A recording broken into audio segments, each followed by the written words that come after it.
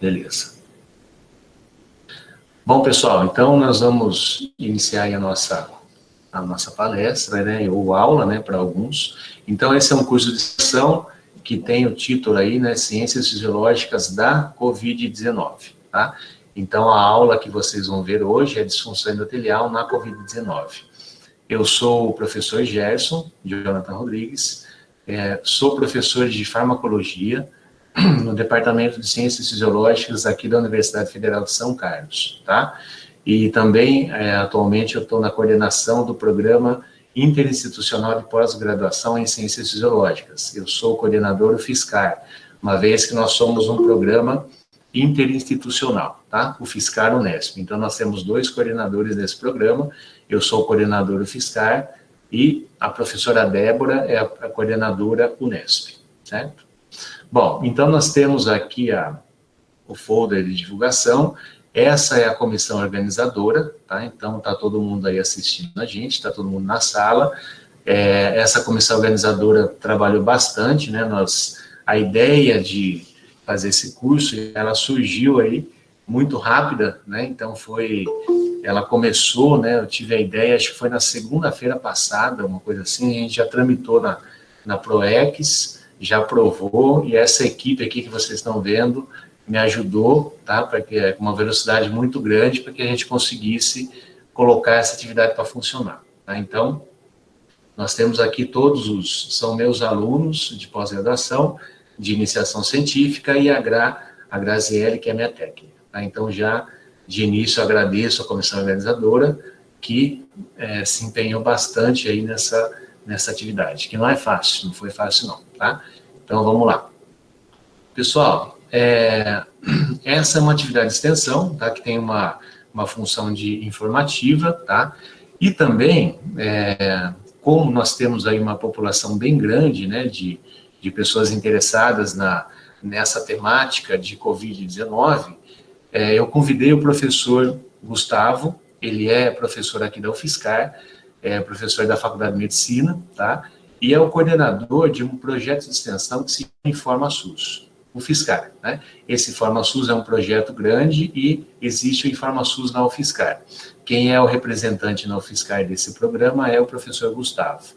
E eu convidei ele para fazer uma apresentação rápida aí desse programa, tá? Para que vocês conheçam como que funciona e para que consigam tirar benefício desse programa, que é muito interessante, tá? Então, não vou falar muito, não vou me estender na explicação, tá? Eu chamo o professor Gustavo para explicar melhor esse programa. Tá aí, Gustavo? Estou aqui sim, Gerson. Boa noite, pessoal. Boa noite, Gerson. Tudo bem? Espero que estejam me ouvindo. Então, eu sou o professor Gustavo, como o professor Gerson colocou. Eu queria agradecer muito o espaço de divulgação. Parabéns pelo projeto, pelo curso. Vai ser muito proveitoso para toda a comunidade universitária. Queria falar um pouquinho do InformaSUS. O InformaSUS é um projeto que surgiu agora em meados de março, né, a partir da criação do Comitê da Covid-19 na UFSCar, e nós reunimos um coletivo, um grupo grande de professores e técnicos e alunos, e agora já são mais de 140 pessoas trabalhando na plataforma, um grupo bastante grande de 14 áreas diferentes da UFSCar, né? Então, é um projeto interprofissional, interdisciplinar, né, transdisciplinar, e o objetivo do projeto é construir estratégias de comunicação social e científica no contexto da Covid-19. Então, a gente constituiu um site, uma plataforma web, perfis de redes sociais, né, e vários grupos temáticos que estão produzindo conteúdos, fazendo curadoria de produção científica, para traduzir conhecimento científico para a população em geral, grupos de risco, né, e a própria comunidade acadêmica. Então, convido a todos a visitar a página. Quem tiver interessado, também pode entrar em contato pelo e-mail de contato que está aí no slide, né, A página é o www.informasus.fiscar.br e o projeto é super aberto, a gente tem uma gestão bem colegiada, um coletivo que vem trabalhando bastante forte, né, e tem espaço para todo mundo colaborar. É isso. Agradeço de novo o espaço e bom curso a todos. Obrigado, Gerson, Luiz, pelo apoio. Eu que agradeço a apresentação aí do professor Gustavo, né? E, bom, então agora nós vamos iniciar a nossa aula, né? Bom, então vamos lá. Então, o tema, né, da aula, então, é disfunção endotelial na COVID-19, tá? Então, para começar a falar de disfunção endotelial, primeiro a gente tem que saber o que é o endotélio vascular, né? Então, não sei se todos têm esse embasamento da fisiologia, mas o endotélio, ele é como está descrito aí na apresentação, né? Ele é uma monocamada de células poligonais achatadas que se estende continuamente sobre a superfície luminal da árvore vascular inteira. Então, nós temos tudo quanto é vaso dentro do nosso organismo, ele tem essa monocamada de células, que é a primeira camada de células que vai revestir o vaso, na íntima do vaso, tá? Então, seja uma veia, seja uma artéria, ou seja um capilar, todos eles apresentam essa monocamada de células, que são as células endoteliais, certo? Bom, até meados de 1980, essa camada de células endoteliais, ela era tida só como uma proteção entre os componentes da circulação e dos tecidos, tá? Porém, com os estudos da função do endotélio, a partir de uma publicação de Furchgott, né, eu não vou detalhar muito a história, mas só citando essa pesquisa, né, a partir desse estudo, foi verificado que essa camada de célula endotelial, ela tem algumas características de liberar alguns mediadores, alguns fatores que têm uma ação autócrina, né, ou seja, uma ação nela mesma, e uma ação parácrina, ou seja, na célula ao lado, que no caso são as células do músculo liso vascular e as células que estão passando aqui na corrente sanguínea, certo? Então, ela tem uma função, ela tem várias funções que nós vamos ver, né? E essas funções foram descobertas, então, a partir desse trabalho de Furchgott, tá? E descobriu a sua função. Essa é uma microscopia eletrônica mostrando aí uma diferença, né, onde de uma artéria, de uma veia e aqui de um capilar, certo? Bom, como eu falei para vocês, né, essas células endoteliais, elas liberam vários fatores em diversas condições. Então, olha só, pela liberação desses vários fatores, essa célula endotelial, ela vai apresentar vários efeitos biológicos, tá? Alguns fatores são benéficos, eles ajudam no controle antitrombótico, por exemplo, e alguns fatores, eles são protrombóticos, como a gente vê nessa circulação aqui em vermelho, tá? Também nós temos fatores vasodilatadores e fatores vasoconstritores, tá? Bom, algumas funções das células endoteliais, né, eu vou falar algumas delas, né, as principais, são de transporte e permeabilidade vascular, tá? Então, as células endoteliais, elas têm uma grande importância aí no transporte de substâncias, para que as substâncias consigam sair da corrente sanguínea e chegar até o tecido, tá? Então, se vocês lembram lá da fisiologia básica, né, as substâncias, para elas, quando você ingere uma substância, ela tem que ser absorvida, ou seja, passar do local onde ela foi administrada para a corrente sanguínea, no caso da absorção pela via oral, seria do intestino, para a corrente sanguínea. Da corrente sanguínea, ela é distribuída pelo organismo e vai para o tecido, tá? Esse transporte da corrente sanguínea para os tecidos, ele precisa de algum sistema de transporte para algumas substâncias, como, por exemplo, a glicose. A glicose, ela não consegue atravessar, ela não consegue chegar em todos os tecidos. Ela precisa do transportador, no caso, o GLUT1 e o GLUT4, por exemplo. Então, as células endoteliais, elas conseguem auxiliar nesse transporte de glicose para os tecidos. Então, esse transporte joga, né, da corrente sanguínea joga a glicose para dentro da célula endotelial, da célula endotelial joga para o tecido e para o músculo, e assim vai sendo conduzida. Ou se não, existe uma alteração na sua conformação que permite a passagem facilitada das substâncias ou não, tá? E outro transportador que se encontra lá nas células endoteliais são os transportadores de aminoácidos, tá? Que não conseguem atravessar as membranas. Olha aqui um exemplo de função de barreira que se encontra aí, que é muito importante para as células endoteliais, a barreira hematoencefálica. Se vocês lembrarem lá da fisiologia básica, a barreira hematoencefálica, o que é? Nada mais é do que vasos diferenciados que perfundem o sistema nervoso central, tá? Então, o vaso que entra lá no sistema nervoso central, ele é diferente do vaso que vai entrar para perfundar o músculo, tá? Então, essa diferença na sua conformação, ele forma a barreira hematoencefálica. E a barreira hematoencefálica, ela é formada basicamente aí por uma disposição diferenciada das células endoteliais, tá? Então, lá na barreira hematoencefálica, a junção de uma célula endotelial com a outra, ela é muito pequena. Então, entre uma célula e outra, praticamente não tem espaço, tá? Então, elas são extremamente justapostas uma com a outra, tá? Então, essa condição, ela vai tornar aí, ela vai conseguir proteger o sistema nervoso central da travessia de algumas substâncias que podem lesar o sistema nervoso central, tá? Então, imagina se toda substância conseguisse chegar no sistema nervoso central. Nós teríamos uma neurodegeneração muito mais facilitada, tá? Então, a barreira hematoencefálica, ela tem essa função, tá? Uma pela sua junção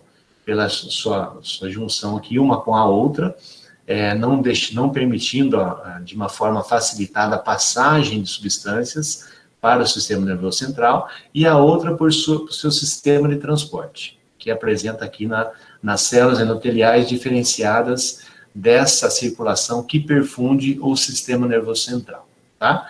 Tudo bem? Bom, então, essa é uma característica aí dessa circulação do sistema nervoso central, tá? Então, esse é um artigo que mostra aí, é uma revisão que mostra a presença dos transportadores nas células endoteliais da barreira hematoencefálica, só para mostrar que realmente eles estão presentes, tá?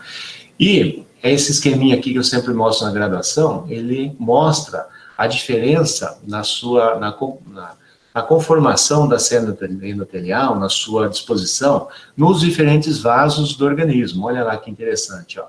Na barreira hematoencefálica, ele tem uma junção muito estreita, tá? Já na circulação que entra lá no rim, né, ou seja, naquela circulação que faz a filtração aqui dentro da cápsula de Bowman, ocorre uma fenestração muito maior, tá? Porque, nesse caso, é importante que você tenha uma facilidade das substâncias saírem do organismo, não é? Nesse caso, o seu sangue está sendo filtrado, né? Não está sendo filtrado, então existe uma necessidade dessas substâncias saírem para o filtrado, para começar a formar o filtrado aqui, entrar na cápsula de Bowman e começar a formar a urina dentro da cápsula de Bowman. Então, nessa situação aqui, existe uma fenestração grande, certo? No caso do fígado, olha lá, olha o espação que tem entre uma célula e outra, tá? Então, aqui também ele tem que ser um transporte das substâncias para os hepatócitos facilitado. Por quê? Porque as substâncias, quando você consome as substâncias, elas têm que sair daqui, entrar no hepatócito e sofrer uma metabolização, certo? Então, essa diferença fisiológica aqui, ela é importante, tá? No espaço entre uma célula endotelial e outra, tá? Bom, nesse outro slide aqui eu apresento as barreiras, né, que existem, e essas barreiras nós temos uma importância muito grande das células endoteliais, aí eu já mostrei do sistema nervoso central, que tem a barreira hematoencefálica, e como ela tem essa conformação diferenciada na barreira hematoencefálica, para as substâncias conseguirem atravessar, ou seja, sair da corrente sanguínea e chegar no sistema nervoso central, para que elas tenham efeito, elas necessitam ter algumas características, como elas têm que ser apolar, molécula de baixo peso molecular, elevado coeficiente de partição, ou seja, mais oleoso do que aquoso. Tá? Então, ela tem que ter essas características aqui para conseguir atravessar a célula endotelial. Tá? Bom, então, mas em todas as condições, essa permeabilidade, ela se mantém estável? Não, olha só, algumas substâncias, elas alteram essa permeabilidade das células endoteliais, como, por exemplo, o cigarro. O cigarro, ele aumenta a permeabilidade para o LDL. O que é o LDL? Low Density Lipoprotein, né? É o colesterol ruim, tá? Que facilita a formação de placas de ateroma. Então, o cigarro, ele aumenta a permeabilidade para esse LDL. É bom aumentar a permeabilidade para esse LDL? O que vocês acham? Né? Vão pensando aí. O lipopolissacarídeo. O que é o lipopolissacarídeo? Ou conhecido também como LPS. Onde que você encontra o lipopolissacarídeo? Na parede das bactérias. Tá? Então, quando se tem uma infecção bacteriana, que se tem aí os pedaços da parede bacteriana, você tem aí os lipopolissacarídeos. Esses lipopolissacarídeos também aumentam a permeabilidade das células endoteliais, tá? E alguns mediadores inflamatórios também, tá? Então, olha só. E é bom aumentar a permeabilidade vascular? O que vocês acham? É bom abrir a porteira aí para as substâncias entrarem, tudo dentro do sistema nervoso central? Não é uma boa, tá? Por quê? Porque assim, ó, esta barreira, ela já é fisiológica, ela tem uma função fisiológica. Se você permitir, se você diminuir a seleção aí de substâncias, o que acontece? O sistema nervoso central vai ficar mais exposto a toxinas, né? E as toxinas, o que elas fazem no sistema nervoso central? Elas aumentam a neurodegeneração, tá?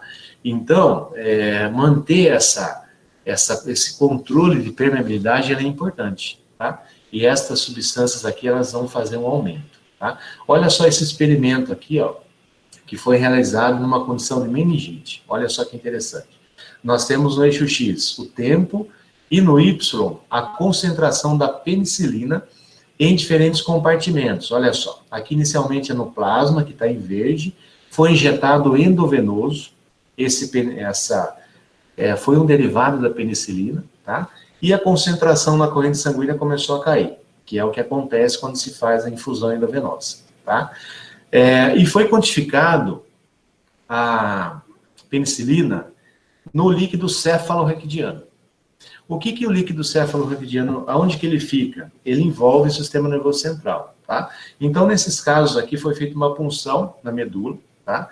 E se a penicilina estava no líquido cefalorraquidiano, quer dizer que ela conseguiu atravessar a barreira hematocefálica e conseguiu entrar em contato com os neurônios. Concorda comigo? Então, olha só. Numa condição normal, a pessoa foi tratada com a penicilina, ocorreu uma diminuição na concentração plasmática e a quantificação aí da penicilina lá no líquido cefalorraquidiano foi pequena, uma condição normal. Agora, olha na condição em que a pessoa teve uma meningite. A penicilina conseguiu atravessar a barreira hematocefálica, certo? Então, nesse caso, é até bom, né? É até bom, por quê? Nesse caso, foi uma meningite bacteriana, que a penicilina, ela serviu para matar a bactéria que estava lá infectando lá dentro do sistema nervoso central, a meninge, tá? Então, nesse caso, ela foi importante, tá certo? Mas esse experimento mostra que nem toda condição, essa barreira, ela é totalmente efetiva, certo? Bom, por que eu estou falando tudo isso, tá? Porque na Covid-19, será que tem essa manutenção da permeabilidade, né?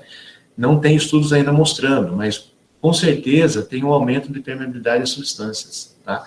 Então, isso pode trazer consequências aí ruins, tá? O aumento da permeabilidade das substâncias que podem causar uma neurodegeneração, certo? Bom, então, beleza. Isso daqui é a parte básica de uma função da célula endotelial em relação à permeabilidade vascular. Outra função das células endoteliais diz respeito à agregação plaquetária, tá? Então, o que é uma agregação plaquetária? A agregação plaquetária é isso aqui, ó. É o que acontece quando essas plaquetas, quando se tem uma ativação da plaqueta. Se vocês olharem aqui embaixo, nessa representação, ó, essa é uma fotomicrografia que mostra uma plaqueta em repouso, Então tá. Beleza. Bom, então como eu estava falando antes, né, nós temos aqui as plaquetas, tá? Que são aqui, quando você tem a ativação da agregação plaquetária, tem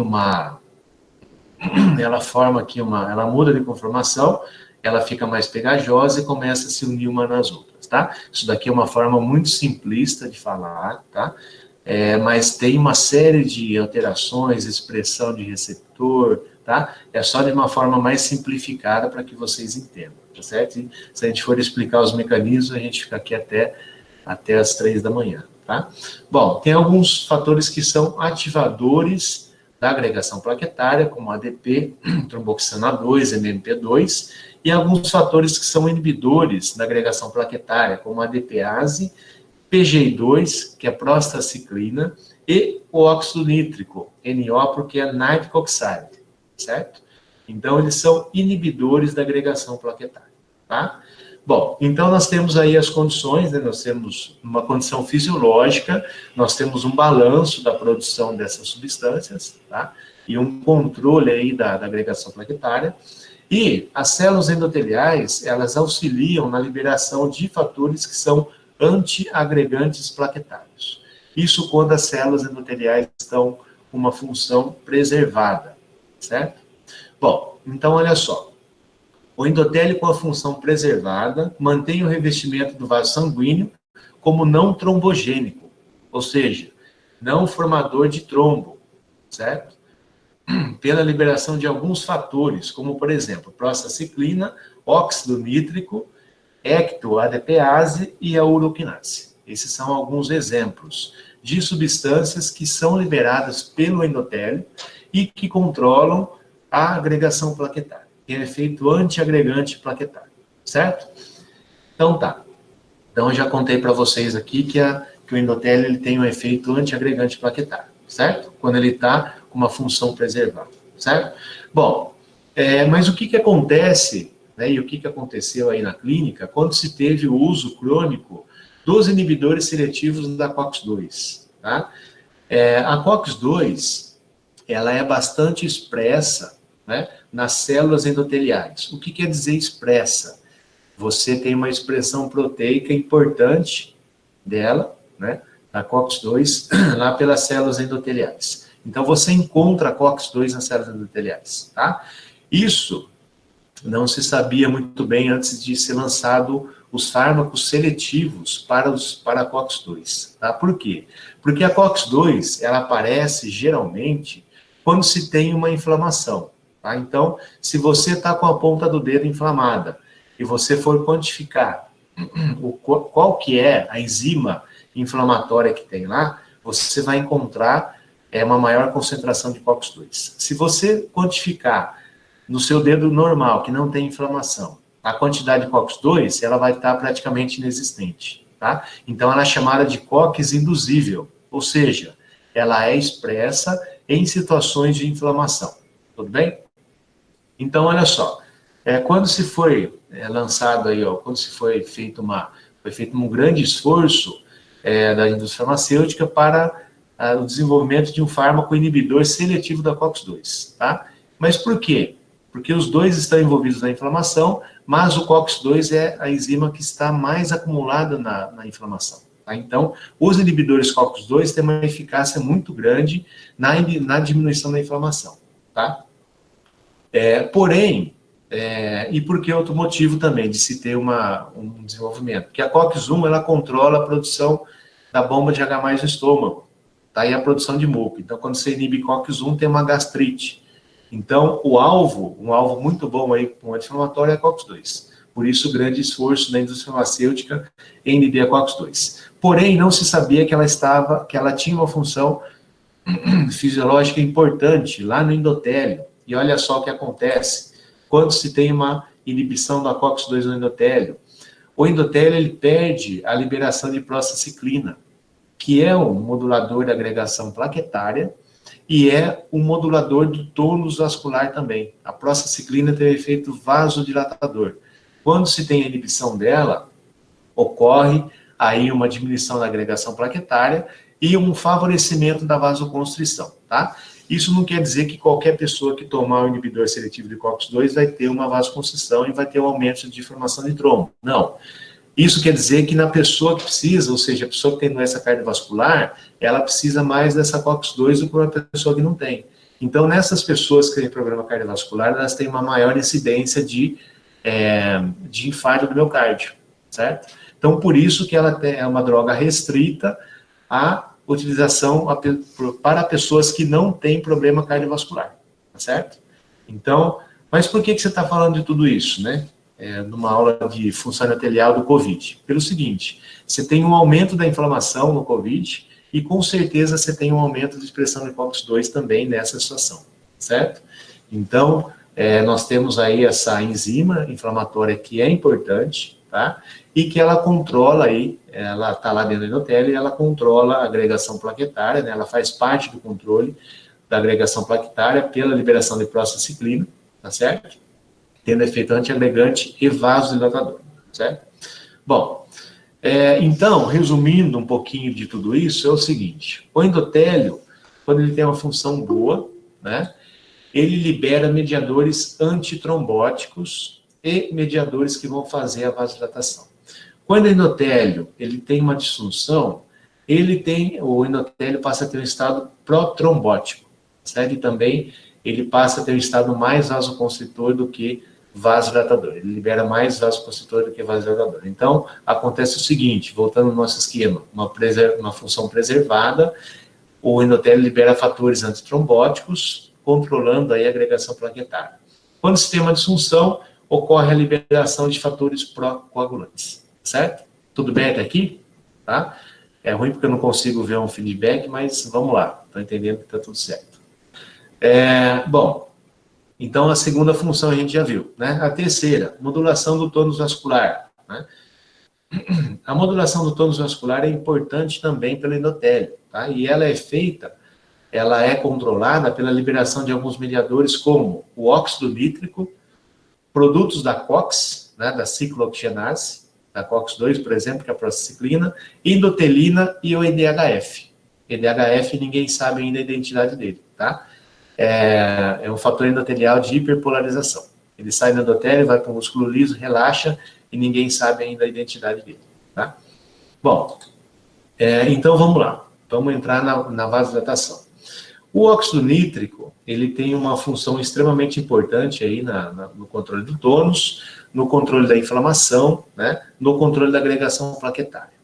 Como que ele é formado, esse óxido nítrico? Ele é formado a partir da oxidação da L-arginina em L-citrulina, tá certo? Então, a L-arginina é um precursor da formação do óxido nítrico, formando, então, L-citrulina mais óxido nítrico. Tá certo? Então, para acontecer essa reação, é necessário um oxigênio e uma L-arginina. E a NO-sintase, que vai catalisar a conversão da L-arginina em citrulina mais NO. Nós temos aí 3 isoformas da óxido nítrico sintase. A óxido nítrico sintase endotelial, a neuronial e a indusível, tá? Ou a eneossintase 1, que é a neuronial, a eneossintase 2, que é indusível, e a eneossintase 3, que é a endotelial. Tá certo? Bom, dessas enzimas, a ENOS e a NNOS são constitutivas, ou seja, elas estão expressas de uma forma constante no organismo, elas estão presentes de uma forma constante, e a indusível, que é a INOS. A indusível por quê? Porque ela vai aparecer em algumas situações de inflamação, igual a COX-2, tá? E elas têm uma diferença muito grande uma com a outra, né? Como, por exemplo, a constitutiva, ela produz o óxido nítrico numa velocidade de uma concentração menor. Já a indusível, ela produz muito óxido nítrico e numa velocidade muito grande, tá? Então, se você olhar aqui o KM, né, o KM não, o Vmax, né, ele é de 290 nanomol por minuto por miligrama de proteína, né? Então, ele é muito alto. Então, ela produz muito e numa concentração muito grande. Tá? Então, a INOS, ela aparece aí numa inflamação, aparece em células tumorais também, em algumas situações de células tumorais, e ela produz bastante NO. Tá? Bom, e uma diferença também é que é o seguinte, a inose, ela não precisa do cálcio, ela é expressa, ela pega um cálcio, coloca embaixo do braço e produz NO sem estímulo nenhum. Já a constitutiva, não. A constitutiva, ela depende do aumento da concentração do cálcio para estimular ela, tá certo? Então, exemplo, para a célula endotelial produzir NO, precisa aumentar o cálcio dentro, tá? Então, ela é cálcio dependente, que se chama. Tá? Nesse esqueminha aqui dá para ver melhor, tá? Então a produção do óxido nítrico a partir do aumento, né, da concentração do cálcio nas células endoteliais, tá? Ativando a eneossintase, que vai converter a arginina mais oxigênio em citrulina mais NO. Tá? Nós temos alguns ativadores dessa produção, que a gente vai ver daqui a pouco. E o óxido nítrico também ele pode ser proveniente de alguns doadores de NO. Tá?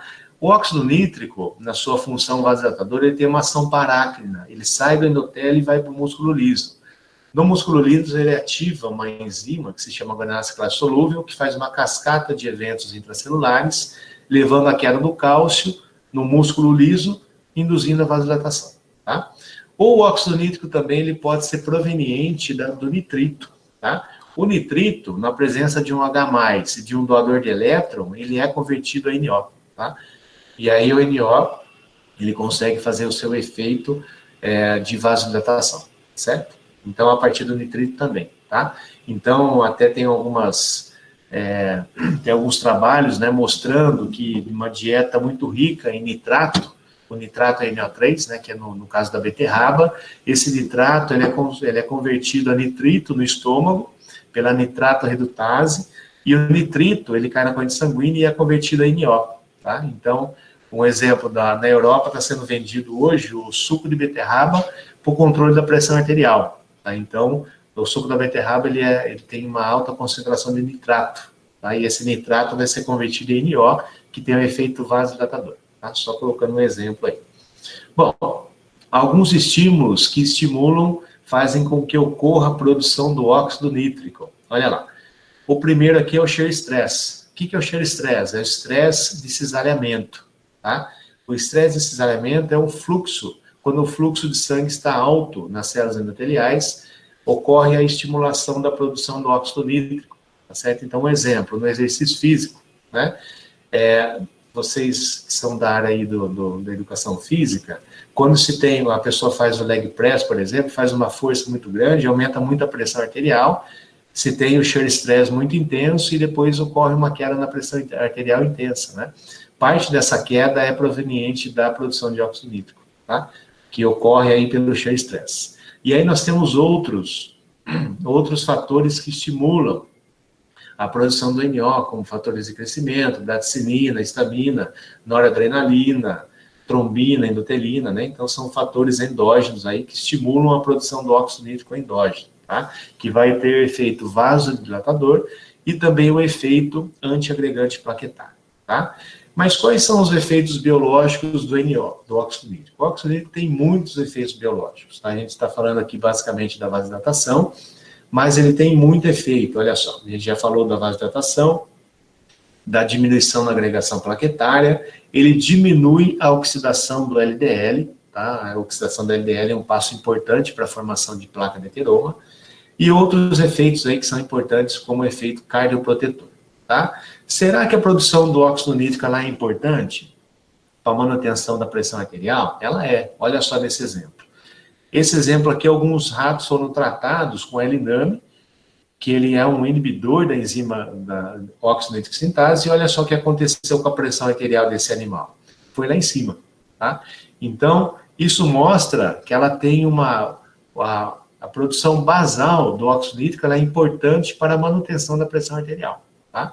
Então, quando esse animal foi retirado, aí o L-NAMI, a pressão dele começou a voltar ao normal, tá? Então, isso mostra o efeito aí da produção endógena do NO na ação da pressão arterial, tá?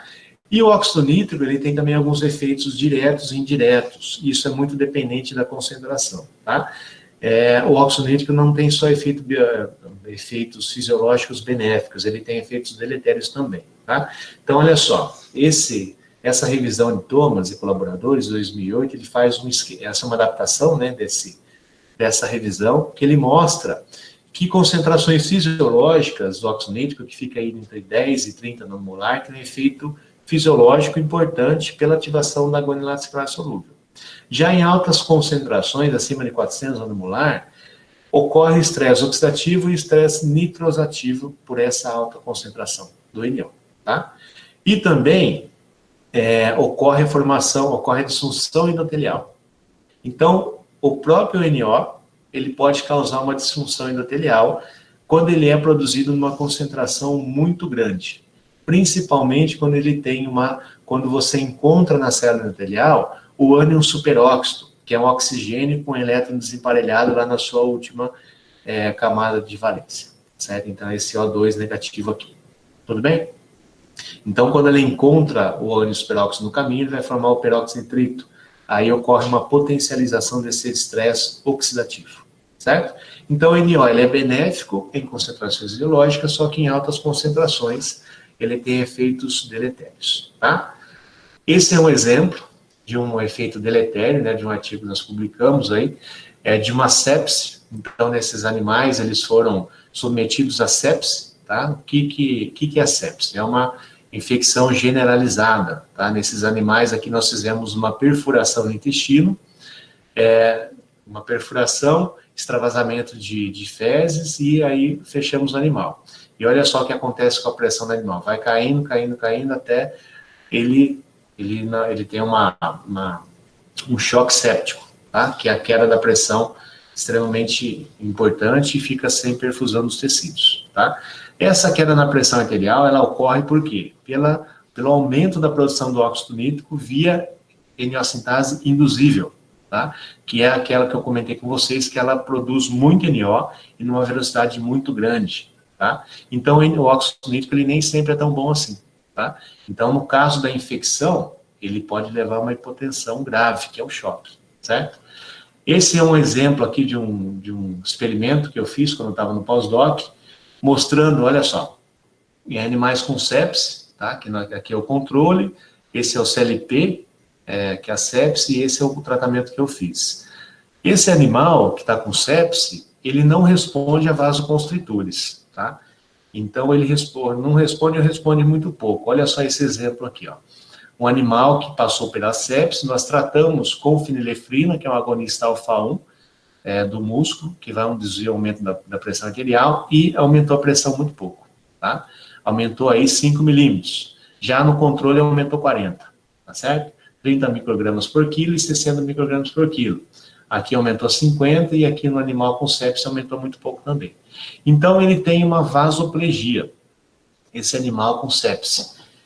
A concentração do óxido nítrico é tão grande, tá, que ele leva um dano vascular e leva um dano nos receptores adrenérgicos alfa-1, levando uma vasoplegia vascular dos animais, né, não só dos animais, como dos humanos também. Isso acontece na clínica, tá certo? Então, o paciente começa a apresentar uma queda da pressão, você infunde vasoconstritor e não consegue voltar à pressão arterial, tá? Isso acontece aí, em grande parte, pelo efeito deletério do óxido nítrico, tá? Então, o óxido nítrico, ele nem é tão, como já falei, né, nem sempre ele é tão bom assim, tá? Então, ele causa um dano, em altas concentrações, ele causa um dano muito grande, não só no tecido vascular, mas também cardíaco, tá? Bom, então, falando isso, né, o óxido nítrico, falou endotélio, a maior parte dos pesquisadores pensam geralmente no óxido nítrico, que ele é um principal aí, mediador das funções controladas pelo endotélio, tá? Então, por isso que eu gastei bastante tempo aí falando do NO. E a disfunção endotelial, o que ela é, então? Ela é conhecida, né, ela é definida. Quando a capacidade da célula endotelial em produzir fatores vasodilatadores antitrombogênicos, ela é diminuída, tá? E também, né, quando a capacidade das células endoteliais em produzir fatores contráteis e protrombogênicos é aumentada. Então, quando se tem esse desbalanço de função das células endoteliais, esse desbalanço é conhecido como disfunção endotelial, certo? Então, olha só, disfunção é quando aquele endotélio perde o seu efeito fisiológico em controlar a coagulação e em controlar o tônus vascular, tá certo? E essa é uma característica da disfunção endotelial, tá? Mas como quantificar a função endotelial? Né? Existem algumas formas de quantificação da função endotelial. Quais são elas? A primeira aqui que eu estou projetando. Em culturas celulares, em que você estimula essas células endoteliais a produzirem óxido nítrico. Tá? Então, a produção do óxido nítrico, ela é um marcador para avaliar a função endotelial. Tá? Então, nós conseguimos quantificar a função por essa forma aqui. Não na sepse. Na sepse já é uma condição diferente. Na sepse você não poderia fazer essa quantificação aqui. Que já no basal, ele tem uma produção muito grande. Essa quantificação de função endotelial, ela é feita numa condição normal, tá? Então, olha só, pela detecção aí da produção do óxido nítrico, tá? Em células isoladas, também pode-se quantificar a função endotelial pela vasodilatação, a partir da dilatação dependente do endotélio, que é feita a partir da acetilcolina, tá? Ou qualquer outra droga que estimule a produção do NO nas células endoteliais. Lembra que eu mostrei no slide anterior? O óxido nítrico é produzido nas células endoteliais, vai para o músculo liso e causa dilatação. Então, para você avaliar a função do endotélio, você vai conseguir, você faz uma curva de dilatação, algum estímulo que vá fazer com que a célula endotelial produza óxido nítrico e vá para o músculo liso e cause vasodilatação. E olha só que interessante esse exemplo aqui, ó. Ele mostra, né, no eixo X, o aumento da concentração da acetilcolina em função da dilatação em um vaso de uma pessoa jovem, que é o Yang, né, tá em azul, e a dilatação de uma pessoa idosa. Então, olha só a diferença. Numa pessoa jovem, a dilatação, ela está bem alta, né? Então, conforme vai aumentando a concentração da acetilcolina, ela vai relaxando mais do que uma pessoa idosa. Então, a pessoa idosa, nesse experimento aqui, ela tem uma disfunção endotelial. É uma forma de se quantificar a função do endotélio, tirando o vaso aí de uma pessoa, tirando o vaso de um animal, tá? Mas como que eu vou tirar o vaso de uma pessoa? Ela não precisa, ou após a morte, ou você fazer após alguns procedimentos. Por exemplo, na revascularização do miocárdio, você tira um pedaço lá da coronária doente e testa a reatividade vascular, né? Uma coronária sadia de uma outra que não está entupida, por exemplo. Ou um outro exemplo, na cirurgia bariátrica, você pode tirar alguns vasos e fazer essa quantificação também, né? Em humanos. Em animais, a gente consegue tirar qualquer vaso para estudar, tá? Estou citando esse exemplo aqui de um estudo em humanos e em animais. Em humanos, dá para fazer isso? Dá, de uma forma não invasiva. Olha lá. A função endotelial também pode ser medida em humanos, em vivo, tá? Essa função endotelial, ela é feita da seguinte forma: você tampa o fluxo, tá? E aí, quando você solta o fluxo, você mede o quanto de fluxo está passando naquela artéria. É o mesmo princípio da medida da pressão arterial, tá? Então, você coloca um manguito no braço, quando você solta o fluxo, o fluxo aqui de sangue, o que vai acontecer? O sangue vai bater na célula endotelial, vai produzir o óxido nítrico, ele vai causar uma vasodilatação. Isso é conhecida como dilatação mediada pelo fluxo, tá? Então, essa dilatação aqui, você coloca um Doppler, né, aqui no braço, na artéria, e você consegue quantificar a função endotelial a partir do fluxo, tá? E olha só que interessante também, ó. Na pessoa jovem, essa dilatação é maior, e na pessoa idosa, essa dilatação é menor. Isso mostra que nessa pessoa que foi quantificada, né, nessa pessoa idosa, a função endotelial ela é diminuída, tá? Então, essas são as principais formas de avaliação da função endotelial, tá? Pessoal aí da pós-graduação, fiquem espertos que pode ser uma pergunta da prova aí, tá? Bom, disfunção endotelial, olha só. Nós temos alguns exemplos, né? Esse daqui é um exemplo do meu laboratório, em que nós quantificamos a produção de NO na presença, por exemplo, da angiotensina 2. Então, olha só, essa daqui é uma condição controle, que é com hábito de 3, produz bastante, e na presença da angiotensina 2, produz menos NO, tá? Para quem não sabe, a angiotensina 2, ela tá numa concentração alta aí em algumas condições de hipertensão, tá? Então, ela causa uma disfunção endotelial, certo? E também a angiotensina 2 aumenta a concentração do ânimo superóxido, tá? Esse é outro exemplo de um estudo que nós publicamos, né, mostrando a dilatação numa artéria de um animal não hipertenso e a dilatação no animal hipertenso. Então, reparem que a curva está deslocada para a direita. Tá? Então, nós precisamos de uma maior concentração da acetilcolina para gerar o mesmo efeito que nós observamos aqui no controle. Tá? E, nesse experimento, nós quantificamos também a concentração do óxido nítrico dentro do vaso. E a concentração dentro do vaso estava menor lá nos animais hipertensos, tá? Então, isso também é uma outra forma, um estudo que nós publicamos, né, mostrando a disfunção endotelial nos animais hipertensos, tá certo? Bom, esse é o esqueminha, né, que mostra, só de vocês olharem para o normotenso e para o hipertenso, vocês veem que no hipertenso está muito mais poluído de informação, né, mostrando que tem muita cascata de sinalização aqui, tá? Principalmente pelo acúmulo do ânion superóxido aqui, ó. Então, ocorre um desacoplamento da eniosintase e ela passa a formar o ânion superóxido, que vai consumir o NO. Então, basicamente, né, o que acontece aqui? Diminuição da concentração de NO e aumento da concentração do ânion superóxido. Isso é bem característico da disfunção endotelial, tá? Beleza. Qual que é, então, já mostrei para vocês que com alguns experimentos que na hipertensão tem disfunção endotelial, certo? Qual outra condição que tem disfunção endotelial? Na aterosclerose. Então, olha só, o LDL oxidado, ele faz um desacoplamento da eniosintase endotelial. Com o desacoplamento da eniosintase endotelial, a eniosintase passa a produzir não somente o NO, mas também passa a produzir o ânion superóxido, que vai consumir o NO e vai diminuir a concentração do NO nessas células endoteliais, tá? Nós temos sistemas de metabolização dessa espécie reativa de oxigênio, tá? Que é a superóxido desmutase, que vai fazer uma desmutação do ânion superóxido, formando H2O2, né? Que é água oxigenada, e a água oxigenada vai ser convertida em água mais oxigênio pela catalase. Então, essas duas enzimas são enzimas antioxidantes importantes. Só que numa condição em que se tem uma alta concentração do superóxido, esse sistema de antioxidante aqui não dá conta, certo? Então, acaba acumulando aí o ânion superóxido, tá? Que acaba reagindo com o NO e formando o peróxido nitrito, que ele é pró-oxidante, tá certo? Vai gerar um estresse oxidativo aí extremamente importante no sistema cardiovascular, tá?